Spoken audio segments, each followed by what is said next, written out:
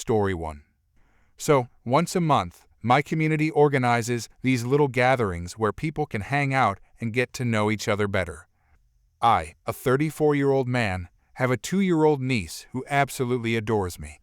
Every time she sees me, she runs toward me for hugs and head pats. Sometimes, she just sits on my lap. Her parents, my younger sister, and her husband fully trust me with her. Anyway, last week, same routine. I was just sitting there, minding my own business, when my little lady came running up.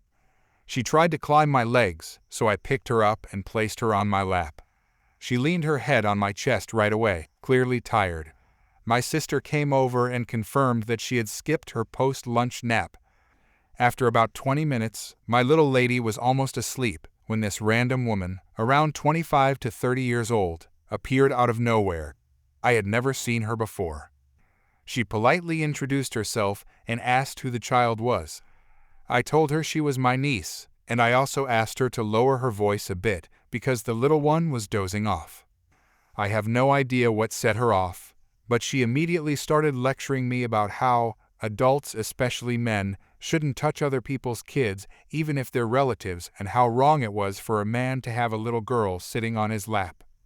I tried to stay calm, since my niece was basically asleep, and said, "She's literally falling asleep on me. I think she's more than comfortable in my presence, don't you?" Then I asked her where she got that idea. This seemed to upset her more. Her answer: "I saw it on that video sharing app. Many child care influencers said physical contact between adults and kids is unhealthy and suspicious, especially between a man and a little girl." I just stared at her, thinking, are you serious? That app? Apparently, that triggered her, because she started poking my niece to wake her up. Obviously, my now half-asleep niece got upset, tried to shove her hand away, and began whining. The woman kept going until my little lady was fully awake, grumpy, and clinging to me while hiding her face. At that point, my patience was gone. I told the woman to leave us alone. She still tried to talk to my niece. Luckily or unfortunately for her, my sister saw what was happening.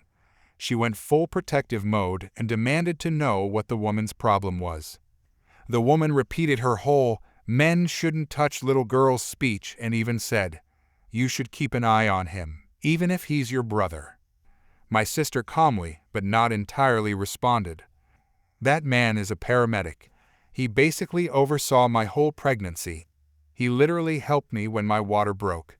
He organized everything, coordinated with the hospital and the doctors, and made sure I had nothing to worry about.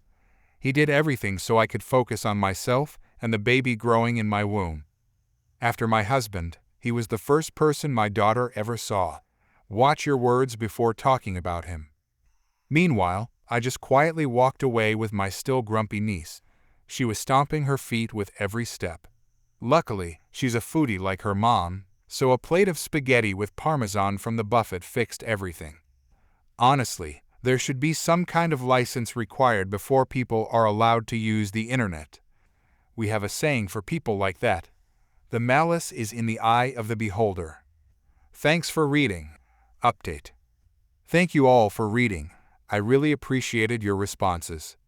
To clarify, I understand many of you were upset because a child was involved, but resorting to violence like saying, "You should have hit her," or "I would have done this or that," is not the right approach, especially when a frightened child is clinging to you.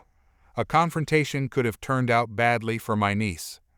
Unless there's immediate danger, such as someone actually trying to take the child away, the best thing to do is de-escalate and walk away from these slippery situations. I asked the woman to leave us alone, but my sister arrived before I could even finish saying that.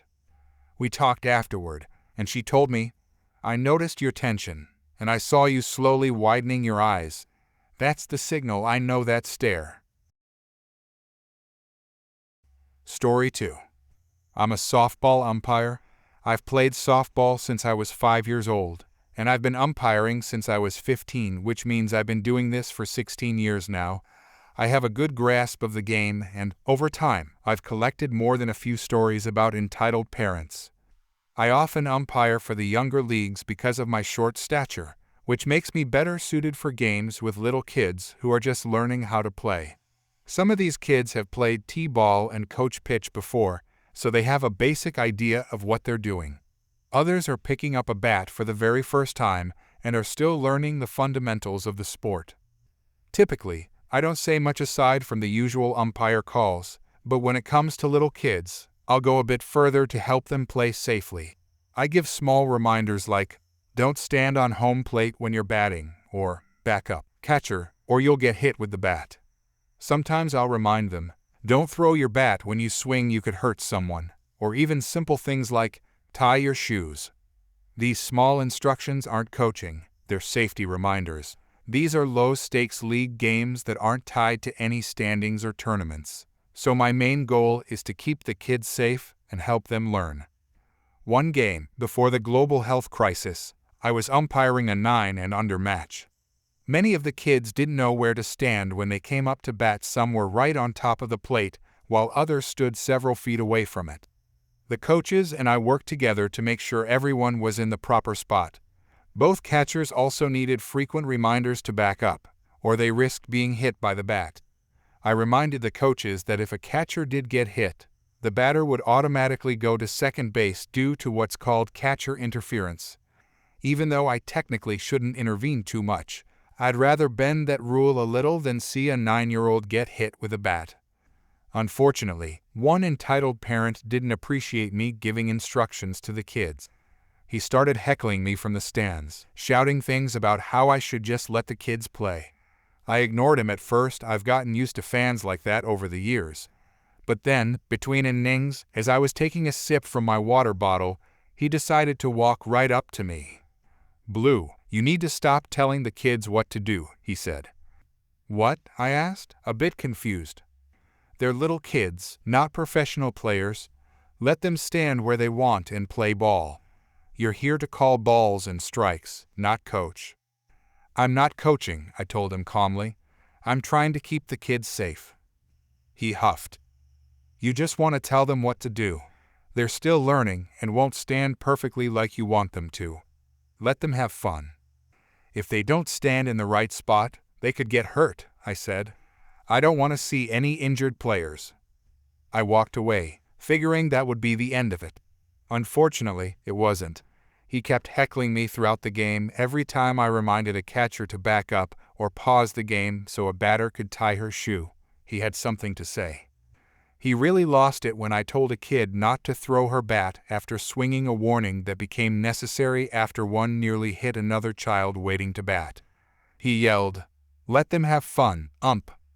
Now, I could have thrown him out of the game, but I don't like doing that unless it's absolutely necessary, especially when the players are so young. A few innings later, one team switched catchers, and it turned out the entitled parent's daughter was now behind the plate. She was standing right behind home plate way too close.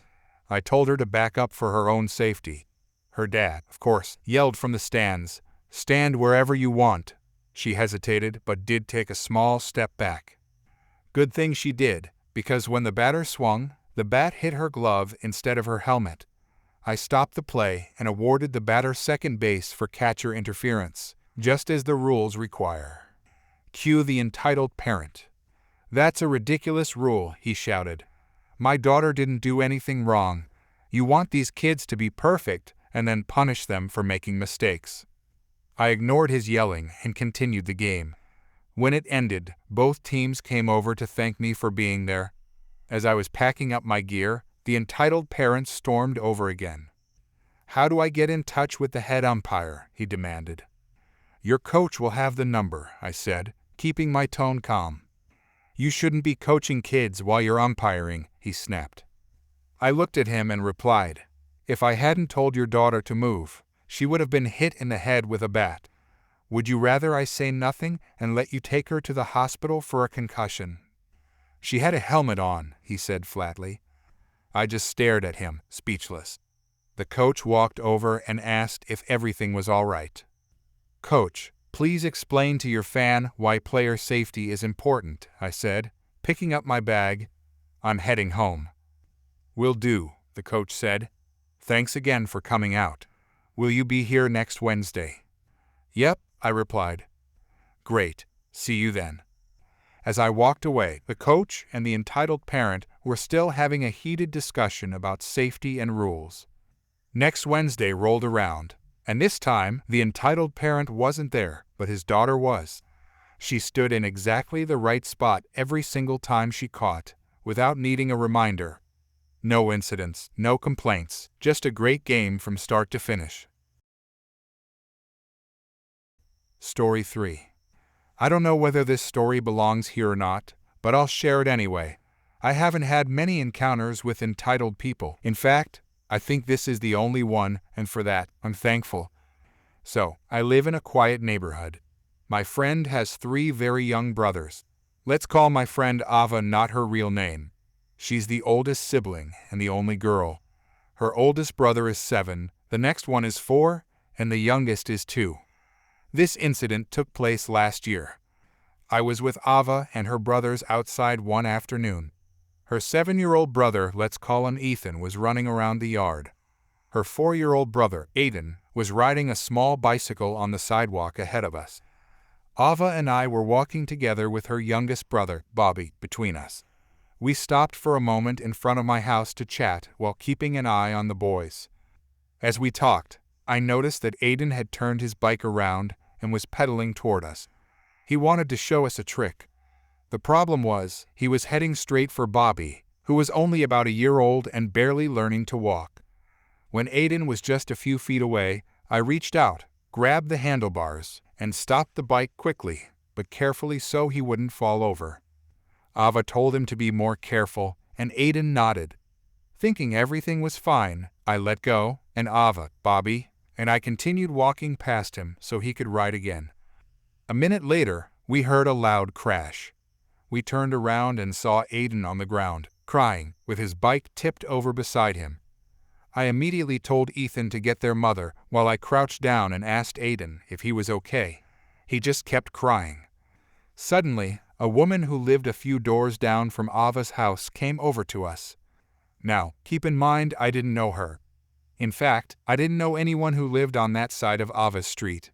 Even though I've lived in the neighborhood for years, my house is on the opposite side of hers. The woman, however, was familiar with Ava's family and was friendly with them. She didn't recognize me, and I didn't expect her to. Since we'd never met before, I didn't even know her name. She looked absolutely furious. Before I could say anything, she started yelling at me. "Hey, I saw you grab Aiden's bike and push him. What do you think you're doing?" I tried to respond, but she cut me off. "Let me speak. You're so rude. You should be ashamed of yourself for hurting him on purpose. I saw what happened from my window." Now, I'm a very introverted person when it comes to strangers.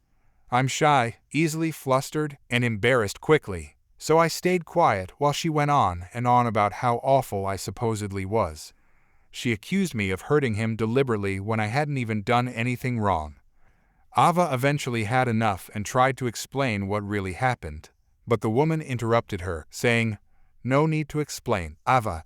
I already know what happened. Now go inside and get your mother so we can settle this." Ava gave me a look that said she was sorry and went inside, knowing only her mother could clear things up. Meanwhile, I just stood there, completely embarrassed. I could feel my face burning while she scolded me in front of everyone. I didn't want to argue with her because I knew she had misunderstood what she saw. Anyone who knows me would say I'm one of the nicest, most polite people around. But this woman had never met me. How could she have known that I'd never intentionally hurt a child? I even babysit kids sometimes, so the accusation made no sense. The woman finally ended her rant by saying, "Now go back to your own house and tell your mother what you've done." She spoke to me like I was a little kid, even though I was clearly not. I didn't know what to say or how to handle the confrontation, so I decided to just end it peacefully. Like the shy person I am, I quietly said, "I'm sorry, goodbye," and walked home. As I was heading inside, Ava and her mother came out to calm Aiden down and explain to the woman what had actually happened. I glanced over and saw the woman standing there, listening. When she finally turned and walked back to her house, her expression was unreadable, but at least she wasn't yelling anymore. I haven't seen or spoken to her since that day. Honestly, I've been too nervous to face her again. Ava and her family have never brought up the incident when I visited, so I assume they've either forgotten about it or simply prefer not to talk about it.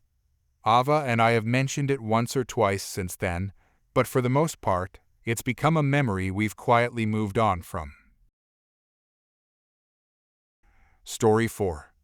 I just received my final payment from this event, so I figured it was finally time to share the entire saga. Grab a drink, sit back, relax, and let me take you on this wild journey that all began a long, long time ago, not far down the street from here. My girlfriends and I were cruising up and down the main road of our city, as teenagers who had just gotten their first cars tend to do. This stretch of road was the heart of our town, the spot where everyone went to race on Friday and Saturday nights, kill time cruising before a movie, or just hang out and be seen. It was a beautiful Friday afternoon, and we were driving along, laughing and playing music, when from the back seat I spotted a group of teenage boys in a parking lot. They were waiting for traffic to clear so they could race. Their motorcycles and cars were parked like they were on display, doors open, hoods up, underglow lights shining, speakers blasting, and of course, about half of them had their shirts off. Being a red-blooded teenage girl, I yelled, "Oh my gosh, Kirsten, look!" But Kirsten was the one driving. To this day, we still argue about whose fault it was because I shouldn't have shouted, and she definitely shouldn't have turned around to look. Naturally, we rear-ended the car in front of us at about 15 miles per hour. Not too bad, thankfully.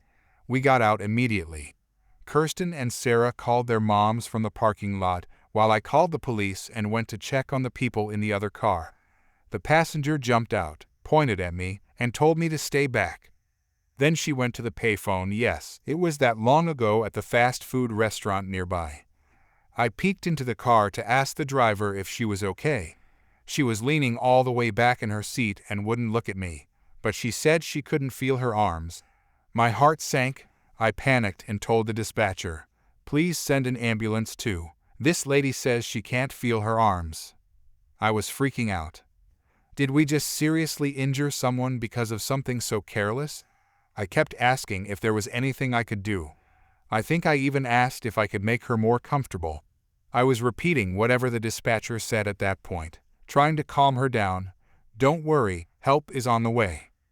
Then she turned her head toward me and asked who had hit her. I was confused and asked what she meant. She wanted to know which one of us was driving, but for some reason, I didn't want to answer. I said, "Don't worry about that. You'll be fine." That didn't go over well.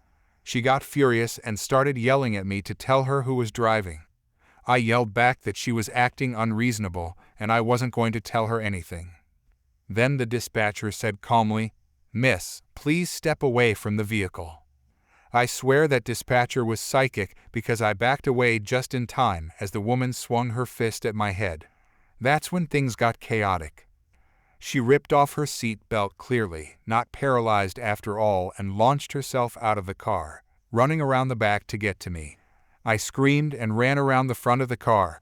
It was like something out of a cartoon. She switched sides, I switched sides, and we circled that car several times before I finally sprinted toward the parking lot. Kirsten was banging on the fast food restaurant door, but an employee was holding it shut. Shaking her head, I'll never forget the terrified look on that woman's face. Sarah was on the phone, crying. Sirens were wailing in the distance, while the dispatcher kept calmly asking for an update. On the 911 recording, you can apparently hear me panting and whispering, "What the heck, what the heck, what the heck," with every breath. Now, this woman was short, but built strong. She ran like a charging bull. She was fast, too. I could feel her getting closer, so I suddenly sidestepped, and she ran right past me. Unfortunately, she kept running straight towards Sarah and clotheslined her before heading for Kirsten. Kirsten saw what was happening and bolted, but the only place to run was toward the drive-through lane. The two of them disappeared around the back of the building, just as an ambulance, fire truck, and 2 police cars pulled up. The emergency medical technician stepped out first, and we ran toward him screaming about a crazy lady in the drive-thru. Seconds later, Kirsten came sprinting around the far corner with a furious woman right behind her. But as soon as the woman saw the emergency responders, she stopped dead in her tracks, dropped to the ground, and started pretending to shake uncontrollably. She tried to fake a seizure right in front of the emergency medical technicians and the police officers. Her passenger, who had been on the pay phone the whole time, dropped down next to her and started wailing for someone to arrest us. The dramatics were off the charts. The medical team loaded her into the ambulance, and she was taken to the hospital. The three of us gave our statements to the police, and we assumed that was the end. Insurance would handle the rest, or so we thought. But it didn't end there. The driver tried to sue all three of us, plus the insurance company, for pain, suffering, medical bills, and loss of income.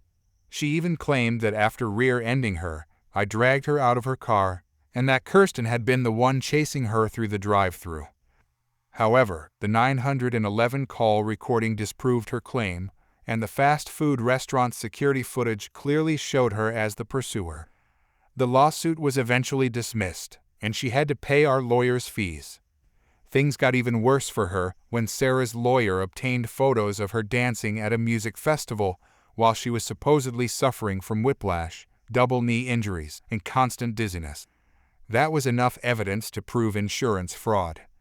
She spent a year in jail and paid a hefty fine. We figured that would be the last we'd hear of her. But we were wrong. A few months after her release, strange things began happening.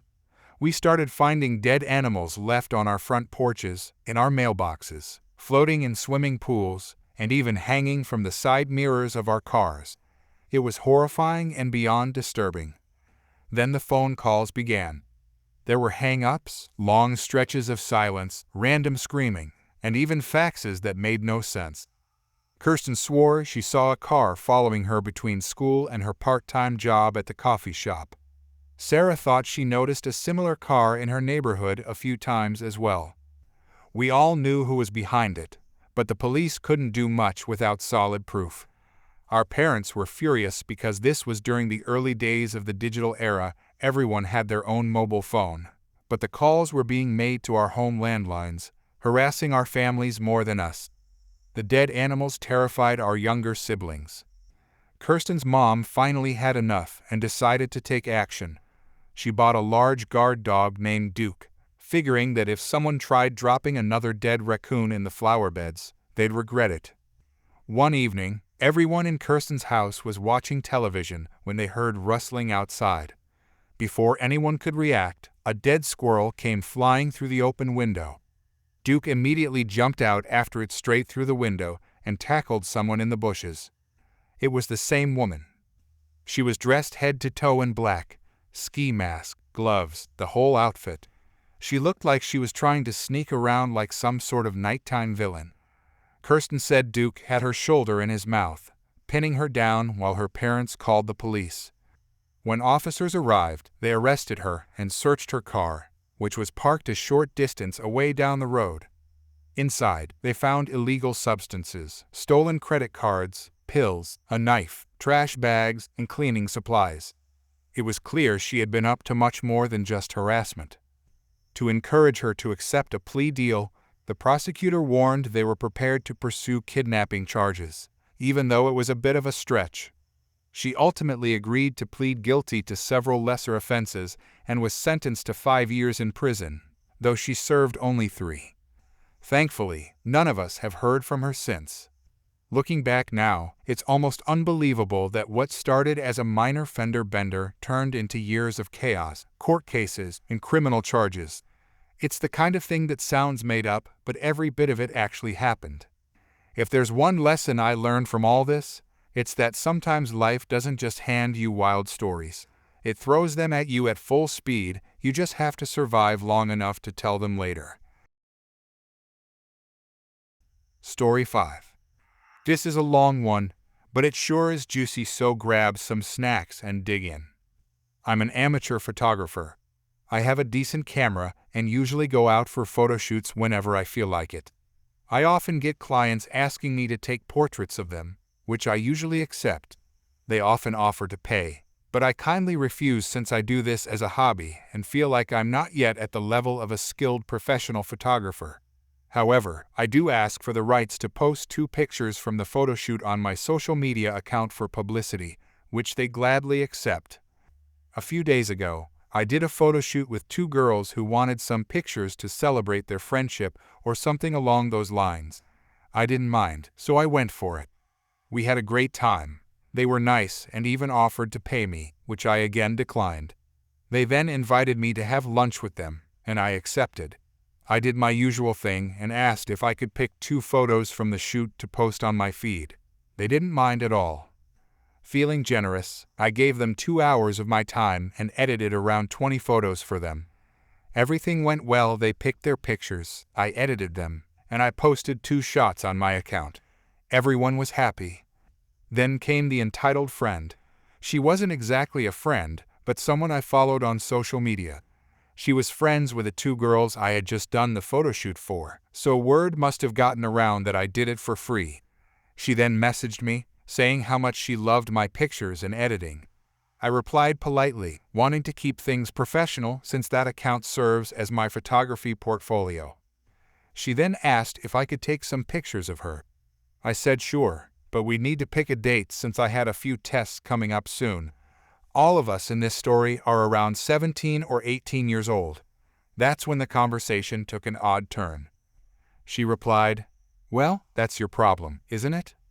I said, "Pardon me, but I have some tests to prepare for, which is why I can't do the photo shoot on those dates." She shot back, "You're not even good enough to be turning down photo shoots." I replied, "I'm not declining your offer. I'm just moving it to a later date when I won't be juggling schoolwork and editing. It takes time and effort." Then she said, "Give me your number. Your replies are so slow." At that point, I was only replying to 2 other conversations, so I couldn't have been that slow, but I still gave her my number.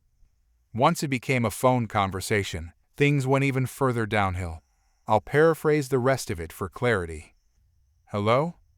Ah, this is better," she said. "Now, I want you to come over on insert date, and I want a 2-day photo shoot with 4 different outfits." I interrupted her. "You want me to come over? You realize I live 200 miles away, right?" "Don't you dare interrupt me again," she snapped. "I'm a customer, and I have the right to make demands that suit my needs. I want about 80 photos to post on my social media. I'll give you credit, don't worry. It'll take 2 days since I have several outfits to photograph. And as for what you said, it's only 200 miles. I'm sure you can make a quick drive and stay for a couple of days. I'll refer you to a good hotel and a few nice restaurants. Oh, and just to be clear, I won't be paying you since you didn't ask my friends to pay." There was a long pause before I said, "Are you done?" "Yeah, that's about it," she said. "All right," I replied. "You're telling me you want me to drive 200 miles, stay in a hotel at my own expense, take a huge number of pictures over 2 days, and get nothing in return. Well, you'll get exposure," she said. "All right, I'm hanging up. Have a good day," I told her. She started calling non-stop for a solid 5 minutes. When that didn't work, she bombarded my social media with about 50 messages, calling me a coward and saying I was rude. She insisted she was only asking for a favor and even made some threats, claiming she would spread rumors that I had asked to take inappropriate pictures of her. I knew this could come back to haunt me, so I took screenshots of every conversation we had. I also recorded the phone call, something I do regularly because I generally don't trust people's words in such situations. For a few days, I didn't hear anything about it and assumed it had blown over. Then, 2 days ago, one of the 2 friends from the original photoshoot asked me to take down her pictures from my feed. She was polite about it, and I agreed to remove them by the end of the day. When I asked her why, she said, "If you're going to post inappropriate pictures, I don't want anything to do with it." I laughed because I immediately knew where this was coming from. I told her not to worry, that I would never take such pictures and that she shouldn't believe every rumor she heard. I explained the entire situation to her, and thankfully, she believed me. She told me that the other girl was entitled and had a hard time when she didn't get her way. She also said the girl had been spreading those rumors and advised me to protect my reputation, which I promptly did. I had every bit of evidence, saved screenshots, recorded calls, everything, so I wasn't worried. I sent both of the best friends a simpler version of what happened, along with the voice recording. They were on my side and shared the truth like wildfire. The entitled girl was furious. She started claiming the messages were edited and tried to play the victim, but no one believed her. Then she created another account to message me, demanding I delete everything, but I blocked her again. According to her two former friends, her parents found out and grounded her for 3 months. No phone, no outings, and no traveling. Music to my ears. Ironically, that entire incident helped grow my photography account. I gained over 200 new followers and got a flood of requests for photo shoots. It turned out to be great publicity. So, to the entitled young lady, if you're somehow reading this, thank you for the exposure. Story 6. My mom has this tendency to attract questionable people. They're always entertaining to hang out with when I'm with her, but they're never the type of people I'd spend time with alone or even trust to leave unsupervised in my home. They almost always have some kind of excuse for their behavior, like having a bunch of kids or struggling financially, but they rarely ever want to do any real work. Instead, they prefer to rely on whoever they think will be an easy target. One of those people is Sally. Sally has 4 kids, all by different fathers, and she does whatever she can to keep the children away from their dads, unless she needs someone to watch them. Sally refuses to get a proper job and instead depends on others for rides, money, cigarettes, and anything else she needs that her small amount of financial assistance and public benefits don't cover. Now, this might sound a bit snobbish, but my husband and I are in a higher tax bracket. We got married when I was 21, and we focused on my education and his career. When I was in my early 30s, we had 2 children. We waited until we were financially stable. His job was secure, and I could be a stay-at-home mom. Basically, we worked extremely hard for the first 10 years of our marriage and saved carefully, so by the time our first child was born, we were debt-free and owned our first home outright. My mom introduced me to Sally not long after my second child was born. We had recently moved into our current home, which we bought for an incredible deal after the housing market crash. Honestly, if the housing bubble hadn't burst and my husband hadn't received a generous payout from a company he co-founded, this place would have been at least $100,000 out of our price range. Since we didn't really need the extra money from reselling things, I always made it a point to donate anything my kids outgrew. We didn't have much money when I was growing up, so I felt it was only right to help people who were in the same situation. Everything from clothing to toys and baby gear, I preferred to give those things to people who genuinely needed them. Sally happened to be one of those people at the time. I gave her a collapsible stroller, playpens, car seats, bouncy gyms, you name it. In total, I must have given her a few $1,000s worth of used items because I knew she could use them. However, it started feeling less like I was helping out my mom's friend and more like I was being taken advantage of. For instance, we once invited her kids to my son's birthday party, and she insisted that her son also get to blow out the candles because their birthdays were only a few days apart. Another time, she scolded my child for drawing on his jeans with washable markers because it would supposedly hurt the jeans' resale value. That was when I decided to slowly distance myself from her because I wanted no part in unnecessary drama. Eventually, Sally moved to the other side of town, and I didn't hear from her for a couple of years. Then, one day out of the blue, I received a text from a number I didn't recognize. It said, "Hey, it's Sally. I'm working at a booth at the fair collecting numbers for roofing estimates. I'm putting everyone I know on my list so I can reach my quota and go home early. You don't have to buy anything, just tell them you changed your mind." I immediately called my mom, and it turned out she had received the same message. She also hadn't heard from Sally in years. Within a week, I started getting automated calls from a roofing company. At first, I ignored them and let them go to voicemail, but eventually, I picked up one of the calls.